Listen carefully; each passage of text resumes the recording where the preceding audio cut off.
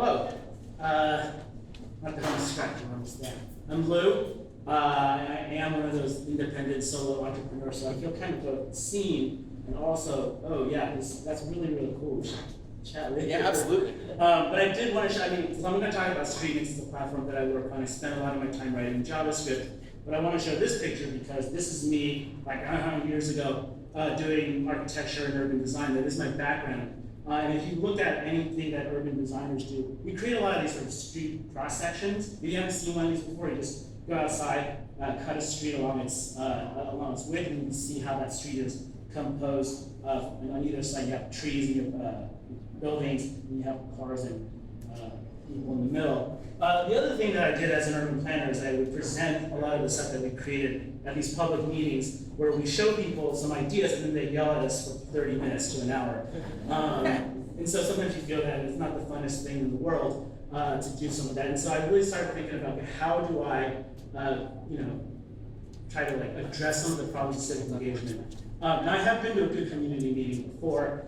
This is actually a design charrette that I attended as a local person of the neighborhood in San Francisco where I lived at the time, and we were actually able to break into small groups and work collaboratively to redesign the street. And so the platform that I created with a team of folks is called StreetMix. It's online now, you can access it, it's at streetmix.net. Don't look at it right now, it doesn't work on your phones, but do it the first thing you do when you go home. And it's a really, really simple, easy to use platform where you can just sort of drag and drop things, move things around, and kind of create the street that you like. So this is kind of our mission statement. StreetMix is a collaborative process where urban planners and community members meet to design cities together. That is sort of our goal. We're not 100% of the way there yet, but the idea is really give everyone a voice and empower them to think, like, here's what I want, and I'm free to express what I want to see in my neighborhood street.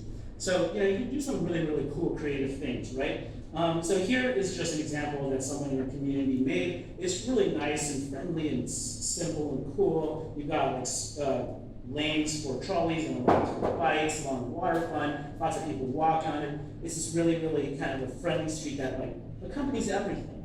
And if you want to dream it a little bit more, you can just sort of say, well, you know what, I really want this street to be completely closed off to all vehicles. I want it to be completely pedestrian friendly. I want people to be able to hang out and walk along and just, this is someone's ideal street. Of course, you're sort of kind of like an agent of chaos. We actually don't stop you from doing whatever the heck you want. You can just kind of go nuts. We don't tell you don't do it. I mean, it is a virtual space, which basically means experimentation is free. You don't really face the barriers that you have in real life. Of course, one of the interesting things about making a platform that's super easy and friendly to use for anybody in the world is it also turns out we just made a whole bunch of consultants' lives easier. And so what you have a lot of professional urban planners doing is they'll sit in their office, they'll churn out a bunch of these graphics, and then they'll present these at their community meetings where they get yelled at, and the cycle sort of repeats itself.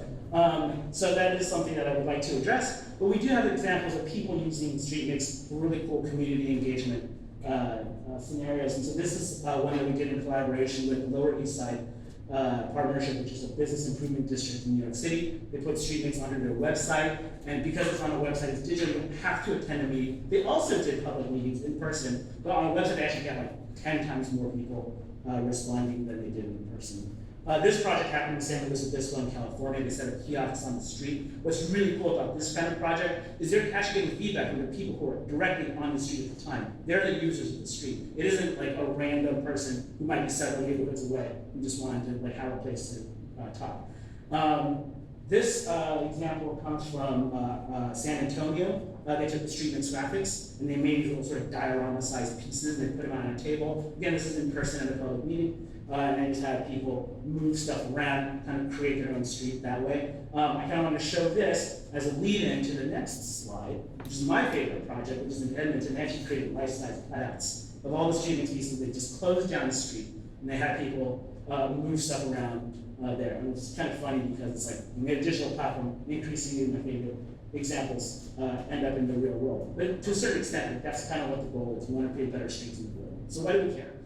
This is where we're going to get into a little bit of activity making. One thing, there's a lot of different reasons to improve the street. One reason we might all agree on is safety. I like this diagram because this wasn't a planning diagram. This was done by an artist who wanted to try to understand why they felt better on certain streets on their bike than others. And so they kind of painted this for themselves, showing the difference between not protected streets to fully protected bike lanes.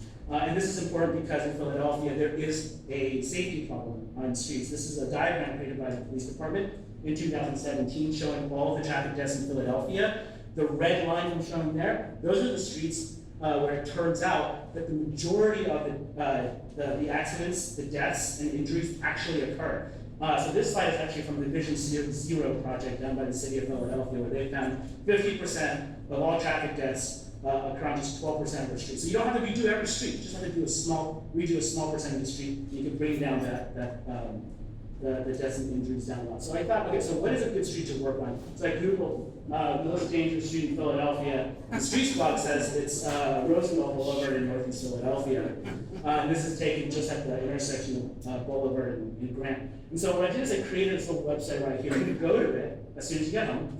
And what I've done is I've created the existing conditions of street mix for you. And now you can use this as a baseline for how you might want to improve Roosevelt Avenue to be whatever you want. Now this is over 200 feet wide. There's like 6 lanes of traffic in either direction. So there's so much room to play with. Unlike most of the streets in Philadelphia, you have no excuse not to go nuts and put whatever you want there. So go home, do that, tweet it out. I would love to see it. If you feel especially spicy, tweet it at your city council member or to Mayor Penny, and let me know what happens. This is my contact information. Thank you so much.